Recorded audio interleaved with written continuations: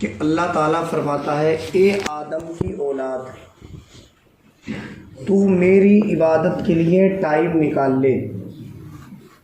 اگر تو میری عبادت کے لیے وقت نکالے گا، اپنے دل میں میری بندگی اور میری فرما برداری کا جذبہ پیدا کرے گا، تو میں تیرے دل کو مالدار بنا دوں گا، تیرے دل کو چین و سکون عطا کروں گا اور تیری غریبی کو دور کر دوں گا۔ اور اگر تو نے ایسا نہ کیا، یعنی تو نے میری عبادت کے لیے ٹائم نہیں نکالا، تو اللہ فرماتا ہے میں تیرے ہاتھوں کو تو کاموں میں لگا دوں گا اور تیرے دل کو چین اور سکون نہیں عطا کروں گا اور تیری غربت اور پریشانی کو بھی دور نہیں کروں گا۔ یہ کل حدیث بیان ہوئی تھی۔ میں پچھلے دن کی حدیث اس لیے بتاتا ہوں تاکہ دوبارہ اگر کہہ دی جائے تو اچھی طرح اور ذہن میں بیٹھ جائے۔ دیکھیے آگے حدیث۔ آج جو میں حدیث بیان کرنے جا رہا ہوں، اس کے اندر 5 باتیں رسول اللہ نے بیان فرمائی۔ حدیث کے الفاظ ہے ان عمرو بن میمون الاودی قال قال رسول اللہ صلی اللہ علیہ وسلم لرجل وهو يعظه اغتنم خمسا قبل خمس شبابك قبل حرمك صحتك قبل سقمك وغناك قبل فقرك وفراغك قبل شغلك وحیاتک قبل موتک۔ رواہ الترمذی، یہ حدیث بھی ترمذی شریف میں موجود ہے۔ یہ جو 5 باتیں رسول اللہ نے بیان فرمائی، ان میں ہر ایک بات ایسی ہے کہ جس پہ پوری رات گفتگو ہو سکتی ہے، کیونکہ یہ رسول اللہ کی بات ہے اور اللہ تعالیٰ نے اپنے نبی کو جوامع الکلم عطا فرمایا، جوامع الکلم عطا فرمایا۔ جوامع الکلم کا مطلب کیا ہے؟ اللہ نے اپنے نبی کو بولنے کی ایسی طاقت عطا فرمائی کہ آپ تھوڑے سے الفاظ میں بہت بڑی بڑی باتیں کہہ دیا کرتے تھے۔ تو اسی طرح کی حدیث دیکھیے، رسول پاک صلی اللہ علیہ وسلم نے ایک آدمی کو نصیحت کرتے ہوئے بیان فرمایا۔ سرکار نے ایک آدمی کو نصیحت کی اور کیا بیان فرمایا؟ سرکار نے فرمایا 5 چیزوں سے پہلے 5 چیزوں کی قدر کرو۔ 5 چیزوں سے پہلے 5 چیزوں کی قدر کرو۔ اب کون سی ہیں وہ چیزیں؟ تو سرکار فرماتے شبابکا قبل حرمکا، بڑھاپا آنے سے پہلے اپنی جوانی کی قدر کرو۔ ایسا نہیں کہ ہم آج جوان ہیں تو ہم اپنی جوانی کو غلط کاموں میں گزار دیں، مسجد کے قریب نہ آئیں، جوئے بازی، شراب نوشی، بدفعلی، عیاشیوں میں گزار دیں۔ ہم ایسا نہ کریں، بلکہ ہماری جوانی ایسی ہونا چاہیے کہ ہم اس جوانی کو اپنے ماں باپ کی خدمت میں گزاریں، قرآن پڑھے ہوئے ہیں قرآن کی تلاوت میں گزاریں، مسجد سے جب اذان کی آواز آئے تو ہم اپنی جوانی کو اللہ کی عبادت میں گزاریں۔ ایک شاعر نے شعر کہا، کر جوانی میں عبادت کاہلی اچھی نہیں، کاہلی مطلب سستی، کر جوانی میں عبادت کاہلی اچھی نہیں، گر بڑھاپا آ گیا پھر بات بن پڑتی نہیں۔ جوانی میں پورا جسم فٹ ہوتا ہے، آدمی کتنی ہی دیر کھڑے ہو کے اللہ کی عبادت کر سکتا ہے۔ جب بڑھاپا آتا ہے تو جسم کمزور ہو جاتا ہے، زیادہ دیر کھڑے ہونے کی طاقت نہیں ہوتی، زیادہ لمبا قرآن پڑھنے کی طاقت نہیں ہوتی، زیادہ دیر بیٹھنے کی طاقت نہیں ہوتی۔ تو ہم اس حدیث پہ عمل کریں۔ مصطفیٰ فرماتے ہیں بڑھاپا آنے سے پہلے اپنی جوانی کی قدر کرو۔ ایک بات ہو گئی۔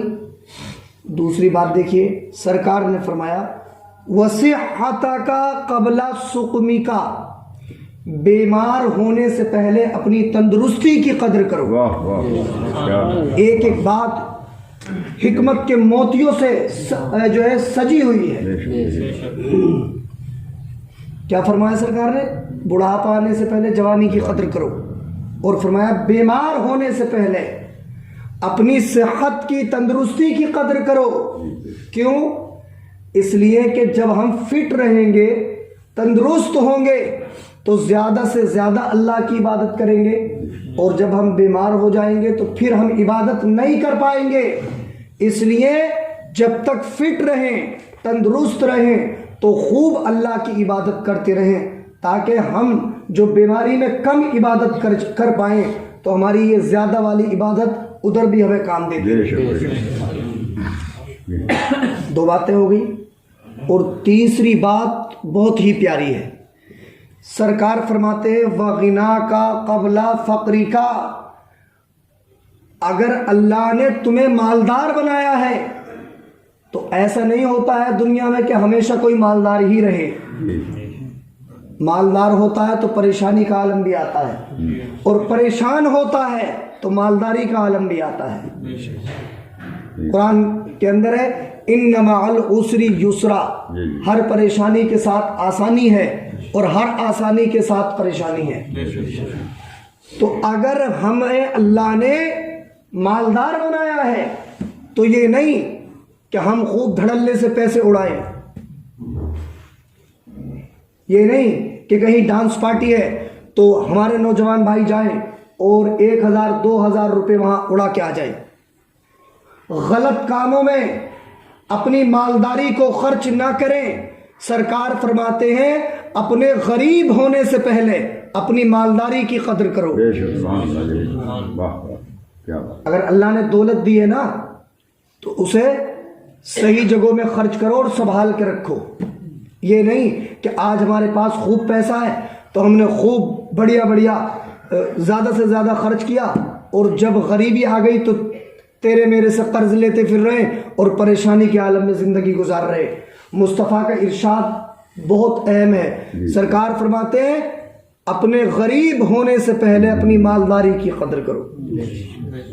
3 باتیں ہو گئیں، اور چوتھی بات بھی بہت پیاری ہے. سرکار فرماتے ہیں وَفَرَاغَكَ قَبْلَ شُغْلِكَ، بزی ہونے سے پہلے، مشغول ہونے سے پہلے اپنے خالی ٹائم کی قدر کرو. اگر خالی ہیں ہم تو اس میں زیادہ سے زیادہ اللہ کا ذکر کریں. ہم اور آپ کتنے غافل ہیں آخرت سے. یہ جو زمین میں کیڑے مکوڑے ہیں نا، ان کے تعلق سے بھی ہے کہ یہ اللہ کی یاد سے غافل نہیں ہوتے ہیں. یہاں تک بھی روایت ملتی ہے کہ شکاری کے جال میں وہی مچھلی پھنستی ہے جو اللہ کی یاد سے غافل ہو جاتی ہے، اور شکاری اسی پرندے کا شکار کر لیتے ہیں. وہی پرندہ شکاریوں کا نشانہ بن جاتا ہے جو اللہ کی یاد سے غافل ہو جاتا ہے. کیا مطلب ہے اس کا؟ اس کا مطلب ہے یہ زمین کے کیڑے مکوڑے، یہ پرندے، یہ ہر وقت اللہ کا ذکر کرتے ہیں. ان پرندوں کے اندر عقل نہیں ہے، دماغ نہیں ہے، وہ اتنا اللہ کا ذکر کرتے ہیں. ہم تم کو تو اللہ نے دماغ سے نوازا ہے، تو ہمیں کتنا اللہ کا ذکر کرنا چاہیے. اس لیے خالی وقت میں بیٹھ کے ہم بسم اللہ پڑھتے رہیں، الحمدللہ پڑھتے رہیں، سبحان اللہ پڑھتے رہیں. ہے نا، لوگ سوچتے ہیں اگر کسی کو کوئی وظیفہ بھی بتاؤ نا کہ بسم اللہ الرحمن الرحیم پڑھ لینا تو اسے بڑے ہلکے میں لیتے ہیں. بولے یار انہوں نے تو بسم اللہ بتا دی. لیکن ایک حدیث سنا رہا ہوں آپ کو. اللہ کے نبی صلی اللہ علیہ وسلم نے فرمایا میرا جو امتی بھی رات کو سونے سے پہلے 124 مرتبہ بسم اللہ پڑھ لے گا، اور صبح کو جب بستر سے اٹھے گا اس وقت 124 مرتبہ بسم اللہ پڑھ لے گا، اللہ اس کی روزی میں اتنی برکت کرے گا کہ وہ خود بھی کھائے گا اور اس کی برکت سے اس کے محلے والے بھی کھائیں گے. اور ابھی زیادہ ٹائم تو نہیں ہو رہا ہے؟ ہاں سنیے، بسم اللہ، بسم اللہ کیسی چیز ہے. بسم اللہ کے اندر 19 حروف ہیں. کتنے حروف ہیں؟ 19 حروف ہیں. اور جہنم کے اوپر اللہ نے 19 فرشتے مقرر کیے ہیں. علماء نے لکھا جو ایک بار بسم اللہ پڑھتا ہے، ایک بار بسم اللہ پڑھتا ہے، اور ایک روایت میں جہنم کے 19 دروازے ہیں، جو ایک بار بسم اللہ پڑھتا ہے اللہ تعالیٰ اس کے ایک حرف کے بدلے اس انسان پہ جہنم کے ایک دروازے کو بند فرما دیا کرتا ہے. اور سنیں بسم اللہ کیا چیز ہے. علماء نے لکھا بسم اللہ میں 19 حروف ہیں اور ہر حرف سے اللہ کا ایک نام مراد ہے. بسم اللہ میں بے ہے، بے سے اللہ کا نام بصیر مراد ہے. بسم اللہ میں سین ہے، سین سے اللہ کا نام سمیع مراد ہے. بسم اللہ میں میم ہے، میم سے اللہ کا نام مالک مراد ہے. بسم اللہ میں لام ہے، لام سے اللہ کا نام لطیف مراد ہے. بسم اللہ میں ہا ہے، ہا سے اللہ کا نام ہادی مراد ہے. بسم اللہ میں رے ہے، رے سے اللہ کا نام رزاق مراد ہے. بسم اللہ میں ہا ہے، ہا سے اللہ کا نام حمید مراد ہے. بسم اللہ میں میم ہے، میم سے اللہ کا نام مجید مراد ہے نا. ایک بار بسم اللہ پڑھو گے تو اللہ کو اس کے 19 ناموں سے یاد کر لو گے. ایک بار بسم اللہ پڑھیں گے کتنے ناموں سے یاد کریں گے اللہ کو؟ 19 ناموں سے. ہم اسے بصیر بھی کہہ دیں گے، یہ بھی کہہ دیں گے اے دیکھنے والے. سمیع کا مطلب سننے والے، مالک کا مطلب پوری کائنات کے مالک، اور رزاق کا مطلب روزی دینے والے، حمید کا مطلب ساری تعریفوں کے لائق، اور مجید کا مطلب ساری عزتوں والے، ساری بزرگیوں والے. ایک بار بسم اللہ پڑھیں گے اللہ کو اس کے 19 ناموں سے یاد کر لیں گے. سمجھ رہے ہیں آپ؟ تو بسم اللہ بہت اہم چیز ہے. تو دیکھیے سرکار نے فرمایا کہ اپنی غریبی سے پہلے اپنی مالداری کی قدر کرو، اور اپنے مشغول ہونے سے پہلے اپنے خالی ٹائم کی قدر کرو. اور آخری جملہ 5ویں بات سنیے.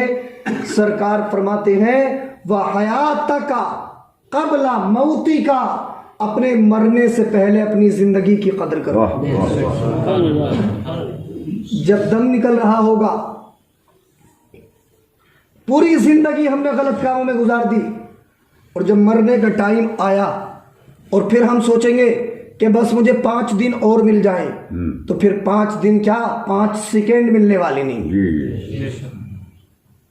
جو کچھ کرنا ہے زندگی میں کریں. کتنے غافل ہیں وہ لوگ ہیں جو اپنی زندگیوں کو گزارے چلے جا رہے ہیں. آپ بتائیے، صرف کھانا کھانے، سونے اور صبح کو اٹھ جانے کا نام زندگی نہیں ہے. اللہ فرماتا ہے وَمَا خَلَقْتُ الْجِنَّ وَالْإِنسَ إِلَّا لِيَعْبُدُونَ، میں نے جن اور انسانوں کو کسی اور کام کے لیے نہیں، اپنی عبادت کے لیے پیدا کیا ہے نا. کتنی غفلت میں زندگی گزار رہے ہیں. ایسا تو جانوروں کی بھی زندگی ہوتی ہے نا، انہیں بھی چارہ ڈال دیا گیا، کھایا، وہ بھی سو جاتے پھر اٹھ جاتے. یہ کیا زندگی ہے؟ زندگی وہی ہے صحیح معنی میں جس زندگی میں عشق مصطفیٰ بھی ہو اور عبادت خدا بھی ہو. وہی زندگی ہے نا. تو ہمیں اپنے مرنے سے پہلے اپنی زندگی کی قدر کرنا چاہیے. ایک حدیث پاک اور سن لیں اور بس میں اپنی گفتگو کو ختم کرتا ہوں. اسی کتاب میں پیچھے ادھر ایک حدیث ہے. اللہ کے رسول صلی اللہ علیہ وسلم نے فرمایا اذا مات الانسان انقطع عنہ عملہ، جب انسان مر جاتا ہے تو اس کے عمل کا سلسلہ ٹوٹ جاتا ہے. جب مر گیا اب نماز نہیں پڑھ سکتا، اب روزہ نہیں رکھ سکتا، اب زکوٰۃ نہیں دے سکتا، کسی کو سلام نہیں کر سکتا، ہے نا، کوئی نیک عمل نہیں کر سکتا. مصطفیٰ فرماتے جب آدمی مر جاتا ہے تو اس کے عمل کا سلسلہ ٹوٹ جاتا ہے. لیکن 3 چیزیں ایسی ہیں جو مرنے کے بعد بھی قبر میں کام آتی رہتی ہیں. ان 3 چیزوں کو بس سن لو اور یاد کرنے کی کوشش کرو. سب سے پہلی چیز سرکار نے فرمایا صدقہ جاریہ. کیا فرمایا؟ اب صدقہ جاریہ کا کیا مطلب ہوتا ہے؟ صدقہ جاریہ کا مطلب ہوتا ہے کہ مسجد میں آپ نے 1 روپیہ لگا دیا، جب تک مسجد رہے گی، لوگ نماز پڑھتے رہیں گے، ہم تو اگرچہ مر جائیں گے لیکن ہماری قبر میں اس کا ثواب ہمیں ملتا رہے گا، ہے نا؟ مدرسہ میں پیسہ لگا دیا، کسی کو قرآن شریف لے کے دے دیا، کسی کو دینی کتاب لے کے دے دی، یہ سب کام صدقہ جاریہ کے ہیں۔ کہیں نل لگوا دیا، کہیں مسافروں کے لیے مسافر خانہ بنوا دیا، یہ ضروری نہیں ہے آپ پورا مسافر خانہ بنوائیں، اس میں اگر 1 روپیہ بھی آپ نے دے دیا تب بھی اتنا ہی ثواب ملے گا، سمجھے؟